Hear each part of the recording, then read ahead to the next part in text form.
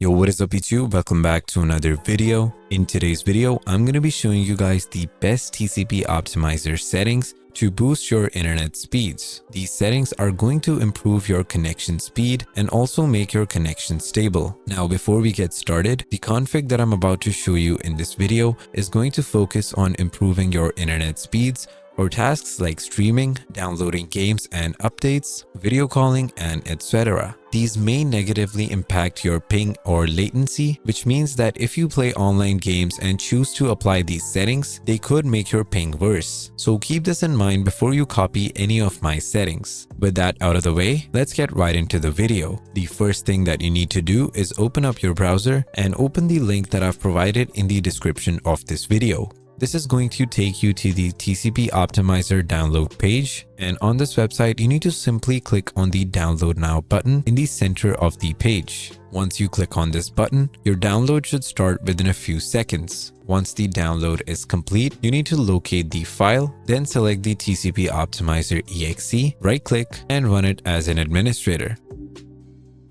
Now this step is pretty important, because if you skip this, you're going to get an error when you try to apply these settings. So make sure that you're running TCP Optimizer as an administrator before you modify any of these settings. Now, before we get started, we're going to quickly take a backup of your default settings so that you can revert back to them at any time. To do that, press File and then simply click Backup Current Settings. By default, this is going to create the backup file in the same folder as your TCP Optimizer exe. So set a name for your backup and click on Save. Once that is done, we can start modifying our settings. So first, for the connection speed, make sure that you drag the slider all the way towards the right. Now at the bottom, you need to click on Custom. Then make sure that Modify All Network Adapters is selected, and then we can start changing these settings. So TCP window auto-tuning has to be set to normal, window scaling heuristics is going to be disabled, congestion control provider should be set to cubic, and both RSS and RSC should be enabled.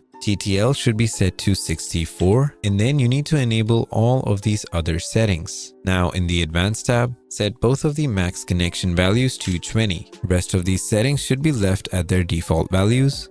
QoS should also be left at its default values.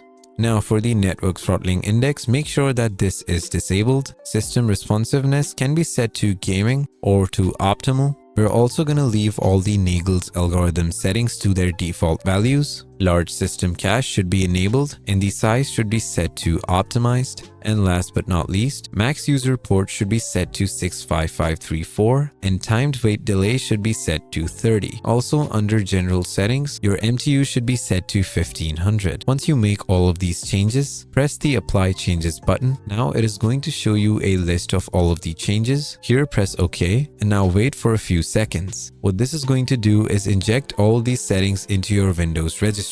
Once that is done, it is going to ask you to reboot your PC. Make sure that you click on yes and restart your PC to make sure all of these settings are applied properly. Once you restart, your speed and connection should feel much more stable. This is also going to fix any buffering issues on apps like Netflix and also fix the buffering issue on Twitch and YouTube. That being said, this is going to be the end of the video. If this video helped you out, make sure to drop a like and subscribe to my channel. If you'd like me to troubleshoot your network and fix any issues, you can check out the link to my one-on-one optimization service in the description of this video. Thanks for watching and I'll see you guys in the next one. Peace.